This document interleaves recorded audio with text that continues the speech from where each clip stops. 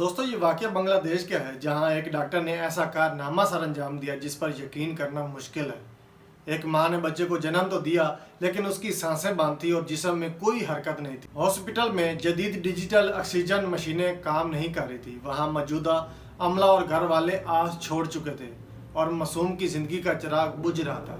लेकिन तभी डॉक्टर श्रीकर चौधरी ने एक ऐसा नाकाबिले यकीन काम किया जिसने सबको हैरान कर दिया।